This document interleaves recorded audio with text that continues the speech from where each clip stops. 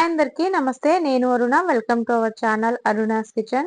ఈ రోజు మనం వెండు రొయ్యల టమాటా కూర ఎలా తయారు చేయాలో చేసి చూపిస్తాను. ఈ కూరకి మంచి రుచితో పాటు ఒక చిన్న సీక్రెట్ కూడా ఉంది. రొయ్యలను ఎలా క్లీన్ చేస్తే స్మెల్ రాకుండా ఫ్రెష్ గా కూరల్లో పర్ఫెక్ట్లీ కుక్ అవుతాయో ఆ టిప్ కూడా ఈ వీడియోలో షేర్ చేస్తాను. ఈ ప్రాసెస్ లో ఒక్కసారి ట్రై చేయండి, చాలా టేస్టీగా ఉంటుంది. అస్సలు తినని వాళ్ళు కూడా ఈ ప్రాసెస్ లో చేసి పెడితే చక్కగా తినేస్తారు. ముందుగా నేను ఒక కప్పు వెండి రొయ్యలను తీసుకున్నాను. ఈ వెండి రొయ్యలని మనం ఇలా క్లీన్ చేసుకోలేము. వీటి ముళ్ళులు అనేది చాలా షార్ప్ గా ఉంటాయి కదా. క్లీన్ చేసేటప్పుడు మనకి గుచ్చుకుంటూ ఉంటాయి. ఎలా క్లీన్ చేసుకోవాలో నేను చూపిస్తాను. ముందుగా స్టవ్ పైన ఒక ప్యాన్ పెట్టుకొని లో ఫ్లేమ్ లో పెట్టుకున్న తర్వాత మంటని మనం ముందుగా తీసుకున్న రొయ్యలన్నిటిని తీసుకోవాలి. వీటన్నిటిని లో ఫ్లేమ్ లోనే మంచిగా వేయించుకోవాలన్నమాట, చాలా క్రిస్పీగా అయ్యేదాకా. ఇలా వేయించుకునేటప్పుడు మనం ఇటు అటు కలుపుతుంటేనే దాన్ని చిన్న చిన్న ముళ్ళులు ఉన్నాయి కదా, అవన్నీ బ్రేక్ అయిపోతూ ఉంటాయండి. ఇవి చాలా క్రిస్పీగా అయితే ఆటోమేటిక్ గా చాలా బ్రేక్ అయిపోతాయి. మనం క్లీన్ చేసుకోవడానికి కూడా చాలా వీలుగా ఉంటుంది. అలాగే వీటిలోని తల కాళ్ళు చాలా ఈజీగా తొలగిపోతాయి అన్నమాట. ఇలా వేయించుకున్న తర్వాత వీటిని ఒక ప్లేట్ లో తీసుకొని పక్కన పెట్టేద్దాము. ఇవి కంప్లీట్లీ చల్లారిన తర్వాత వీటిని మనము ఈజీగా క్లీన్ చేసుకోవచ్చు. చల్లారిపోయినాయి కదా, వీటిని ఇప్పుడు మనము తల కాళ్ళు శుభ్రం చేసుకోవాలి. ఇవి చాలా ఈజీగా మనము రిమూవ్ చేసుకోవచ్చు అండి, అసలు గుచ్చుకోవన్నమాట. ఎన్నైనా ఇలా చేసుకొని మనం స్టోర్ కూడా చేసుకోవచ్చు. ఇలా చేసుకున్న తర్వాత వీటన్నిటిని ఒక ప్లేట్ లో తీసుకుంటున్నాను. ఈ ప్రాసెస్ లో చేస్తే మన రొయ్యలు అనేది క్లీనింగ్ చాలా ఈజీగా అయిపోతుంది. అలానే కొంచెం స్మెల్ రాకుండా కూడా ఉంటుందన్నమాట. తినేటప్పుడు ఇవి కాళ్ళు అనేవి చిన్న చిన్నవి గుచ్చుకుంటూ ఉంటాయి కదా, ఈ విధంగా శుభ్రం చేసుకుంటే టమాటా కూరలో చక్కగా కుక్ అయిపోతాయి. అలానే వెండి రొయ్యల కూర కూడా చాలా టేస్టీగా ఉంటుంది, అసలు ఇబ్బందిగా ఉండదు. ఈ ప్రాసెస్ లో క్లీనింగ్ చేసుకొని మనము స్టోర్ కూడా చేసుకోవచ్చు అండి. ఇలా చేసుకున్న రొయ్యలని ఇప్పుడు మనము ఎలా క్లీన్ చేసుకోవాలో కూడా చూపిస్తాను నేను. ఈ క్లీన్ చేసుకునే విధానంలోనే ఈ రొయ్యల స్మెల్ అనేది పోతుంది. నేను హాట్ వాటర్ తీసుకున్నాను. హాట్ వాటర్ లో ఈ శుభ్రం చేసుకున్న రొయ్యలను వేసుకొని 5 నిమిషాల పాటు నానబెట్టుకోవాలి. ఇలా చేస్తే రొయ్యలు సాఫ్ట్ అవుతాయి. లోపల ఉన్న శాండ్ పార్టికల్స్ కూడా చాలా పూర్తిగా క్లీన్ అయిపోతాయి. అలానే అసలు స్మెల్ కూడా రాదనమాట హాట్ వాటర్ లో నానబెట్టడం వలన. ఇప్పుడు దీని కర్రీ ప్రాసెస్ అని చూద్దాము. స్టవ్ పైన కడాయి పెట్టుకొని 2 టేబుల్ స్పూన్లు ఆయిల్ వేసుకోవాలి. ఆయిల్ కొంచెం హీట్ అయిన తర్వాత కొంచెం జీలకర్ర అలానే ఆవాలు వేసుకొని చుట్టుపట్లాడేదాకా వేయించుకోవాలి. అలానే కొంచెం ఫ్రెష్ కరివేపాకు వేసి ఆయిల్లో ఫ్రై చేస్తే కర్రీకి ఇంకా టేస్ట్ అనేది వస్తుంది.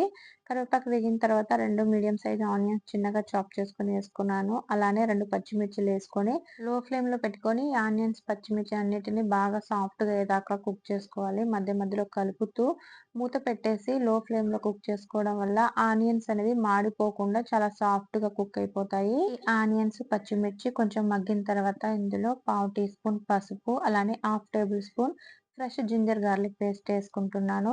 ఫ్రెష్ జింజర్ గార్లిక్ పేస్ట్ వేస్తే మంచి టేస్ట్ వస్తుంది. వీటన్నిటిని లో ఫ్లేమ్ లోనే కలుపుకుంటూ పచ్చి స్మెల్ వెళ్ళేదాకా వేయించుకోవాలి. ఇలా వేయించుకున్న తర్వాత మనం ముందుగా నానబెట్టుకున్నాం కదా రొయ్యలు, 5 మినిట్స్ అయిపోయింది ఆల్మోస్ట్. వీటిని ఇప్పుడు శుభ్రంగా క్లీన్ చేసుకోవాలండి. వాటర్ అనేది చేంజ్ చేసుకొని 2-3 సార్లు శుభ్రంగా వాష్ చేసుకుంటే ఎక్స్ట్రా శాండ్ పార్టికల్స్ ఉంటే కూడా క్లీన్ అయిపోతుంది. చూసారు కదా, ఇలా వాష్ చేసిన తర్వాత రొయ్యల కలర్ అనేది కూడా చేంజ్ అయిపోయింది కదా. హాట్ వాటర్ ప్రాసెస్ చేయడం వల్ల మనకి క్లీన్ అయిపోయి స్మెల్ కూడా రాదు. వీటిని ఇప్పుడు మనము ఆనియన్స్ లో వేసుకుందాము. క్లీన్ చేసిన ఈ రొయ్యలను ఇలా వేసుకొని మనం ఆనియన్స్ లో వేసిన జింజర్ గార్లిక్ పేస్ట్ లో 2-3 మినిట్స్ ఫ్రై చేసుకోవడం వల్ల వీటిలో ఉన్న ఎక్స్ట్రా స్మెల్ అనేది కూడా పూర్తిగా తగ్గిపోతుంది. టేస్ట్ అనేది చాలా బాగుంటుంది అనమాట. ఇలా 2-3 నిమిషాలు లో ఫ్లేమ్ లోనే మూత పెట్టుకుంటూ మధ్య మధ్యలో కలుపుకుంటూ వీటిని కుక్ చేసుకుందాము. ఇలా ఇవి మంచిగా ఫ్రై అయిన తర్వాత నేను 2 పెద్ద టమాటాలను ఇలా కట్ చేసుకున్నాను. కాకపోతే మా చిన్న బాబు చాపర్ లో పెట్టి బాగా పేస్ట్ లాగా చాప్ చేసేసాడనమాట. మీరు ఇలా చిన్న చిన్న ముక్కలుగా కట్ చేసుకుని యాడ్ చేసుకోవచ్చు. మీరు ఒకవేళ టమాటా వేయకుండా చింతపండు రసం కూడా వేసుకొని ఈ ప్రాసెస్ లో కర్రీ అనేది చేసుకోవచ్చు అండి, చాలా బాగుంటుంది టేస్ట్ అనేది. ఇప్పుడు టేస్ట్ కి తగ్గట్టు సాల్ట్ అలానే 2 టీ స్పూన్ల కారం. ఈ 2 టీ స్పూన్ల కారం అనేది కారం ఇది తక్కువ ఉంటుంది అనమాట, స్పైసీ అనేది. ఒకవేళ మీరు కారం అనేది ఎక్కువ ఉంటే 1½ స్పూన్ వేసుకోండి. ఈ కారం వేసిన తర్వాత మొత్తం కలిపేసి ఇంకో 2-3 నిమిషాలు కుక్ చేసుకోవాలి మూత పెట్టేసి.